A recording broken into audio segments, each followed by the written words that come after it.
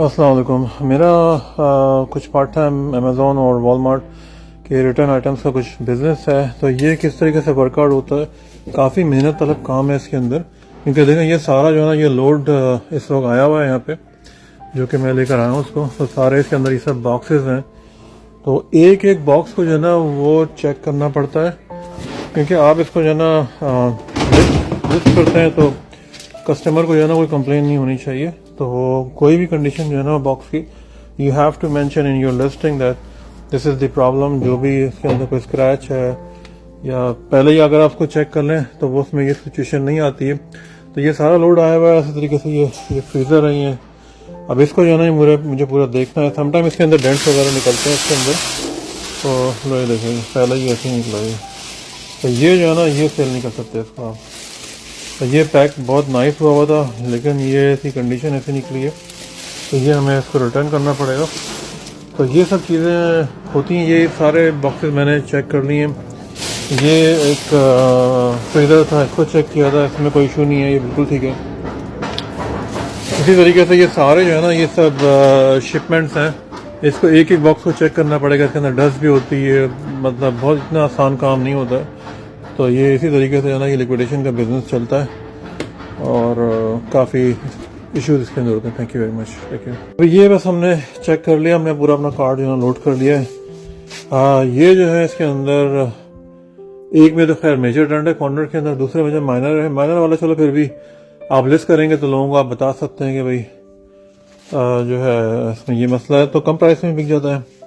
इसके अंदर ये एक बेड है बच्चों का, इसके अंदर स्क्रू मिसिंग है। तो ये आइटम सारे जो है ना ये सब ठीक है। और ये मुझे भी इसको चेक करना है। तो ये लिक्विडेशन का काम होता है ना, ये इसके अंदर काफ़ी मेहनत होती है। हैवी बॉक्सेस होते हैं, आपको एक एक को चेक करना पड़ता है। अगर आप चेक नहीं करोगे ऐसे ही बेच दोगे तो कस्टमर बैड रिव्यू करते हैं, क्योंकि ये सारा ऑनलाइन बिजनेस है।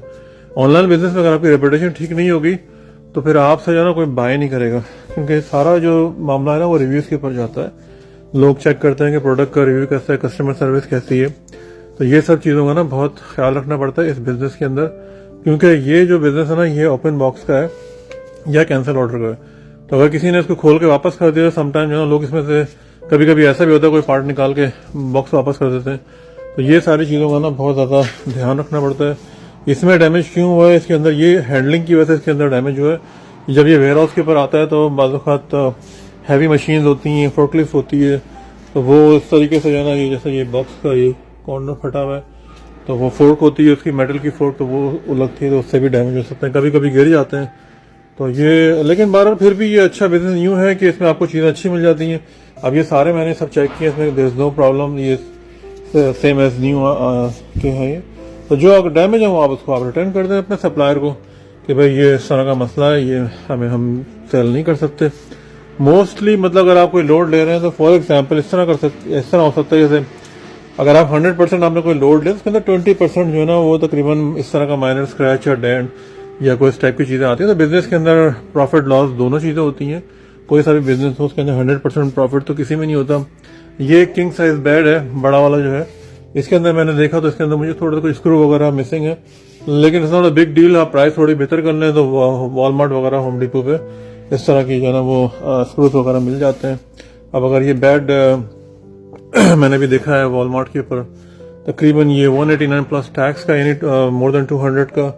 अगर आप इसको लिस्ट कर दें 150 का तो फिर भी मतलब लोगों के लिए अच्छी डील है एक। तो ये इस तरीके से जो है ना ये ओपन बॉक्स वगैरह का बिजनेस होता है। इसमें इंस्पेक्शन करना पड़ता है, काफ़ी मेहनत होती है, डस्ट होती है इसके अंदर और फिजिकल लेबर भी होती है, लिफ्टिंग होती है, एक एक बॉक्स आपको चेक करना पड़ता है। बहुत से ऐसे सप्लायर होते हैं जो बगैर चेक के दे देते हैं, उसके अंदर फिर बाद में कस्टमर सर्विस टाइम ज़्यादा लगेगा, वो कस्टमर घर जाके खोलेगा, फिर वो कंप्लेन करेगा। तो वो हमारे पास तो इतना टाइम नहीं होता, क्योंकि मेरा कुछ और काम भी होता है ट्रांसपोर्टेशन का, तो फिर हम पहले इसको चेक करके पुलिस करते हैं।